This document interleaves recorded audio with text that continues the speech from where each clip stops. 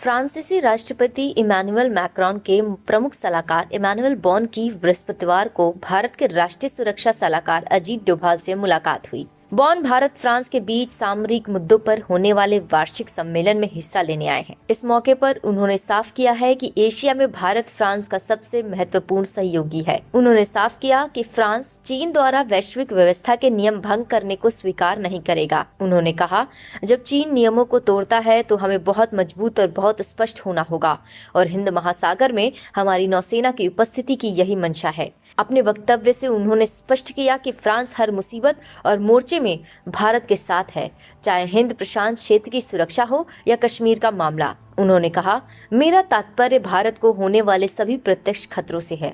कश्मीर हो या सुरक्षा परिषद में भारत का स्थान, हमारा व्यवहार भारत के लिए हमेशा बहुत सहयोगपूर्ण रहा है। हमने चीन को किसी भी प्रकार का प्रक्रियात्मक खेल नहीं खेलने दिया है। इसके बाद उन्होंने कहा, भारत 2 वर्षों के लिए संयुक्त राष्ट्र सुरक्षा परिषद का सदस्य होगा, जो कि हमारे लिए पहल करने का एक महत्वपूर्ण अवसर है। हिंद प्रशांत क्षेत्र हो या आतंकी खतरों से निपटने की बात करें, हम आपके साथ सुरक्षा परिषद में काम करने के लिए तैयार होंगे। उनके बयान से स्पष्ट है कि फ्रांस आने वाले 2 सालों में चीन तथा पाकिस्तान के विरुद्ध भारत का हर मोर्चे पर सहयोग करेगा। बॉन का वक्तव्य चीन के मंसूबों पर सीधे सीधे पानी फेरता है, जो फ्रांस का सहयोग पाने के लिए भरसक कोशिश कर रहा है। फ्रांस ही यूरोप की एकमात्र शक्ति है जो ईयू और चीन के बीच रोड़ा बना हुआ है।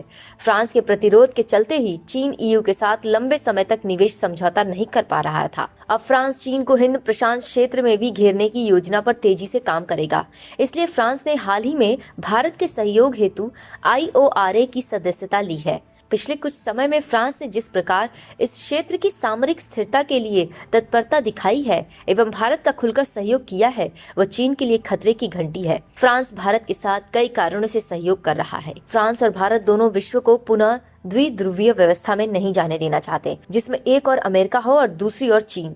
ऐसे में बहुध्रुवीय वैश्विक व्यवस्था बनाए रखने के लिए आवश्यक है कि दोनों शक्तियां साथ आएं। दूसरा कारण यह है कि फ्रांस लोकतंत्र की नर्सरी है, अतः वह दुनिया के सबसे बड़े लोकतंत्र भारत का स्वाभाविक मित्र भी है। भारत और फ्रांस स्पेस से लेकर न्यूक्लियर एनर्जी तक कई क्षेत्रों में सहयोग करते हैं।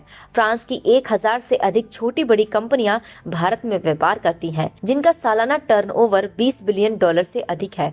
भारत फ्रांस के सैन्य उपकरणों के लिए बड़ा बाजार है एवं दोनों देशों के साथ मिलकर रक्षा तकनीक का विकास करते हैं एवं भविष्य में इस सहयोग के बढ़ने की असीम संभावना है। आतंक के मुद्दे पर भी दोनों देश एक समान दृष्टिकोण रखते हैं। दोनों ही कट्टरपंथी इस्लामिक आतंकवाद से परेशान हैं। यही कारण है कि दोनों देशों का सहयोग लगातार बढ़ रहा है। इसी वजह से बॉन ने अपने बयान में यह स्पष्ट किया कि हम सार्वजनिक रूप से जो कहते हैं, चीनियों से निजी तौर पर भी हम वही कहते हैं। उनका बयान यह बताता है कि भारत फ्रांस के लिए किसी भी स्थिति में चीन से ज्यादा महत्वपूर्ण है और वह इसे खुले रूप से स्वीकार भी करता है। यही कारण है कि चीन की नाराजगी की परवाह किए बिना फ्रांस खुलकर हिंद प्रशांत क्षेत्र में भारत का समर्थन कर रहा है।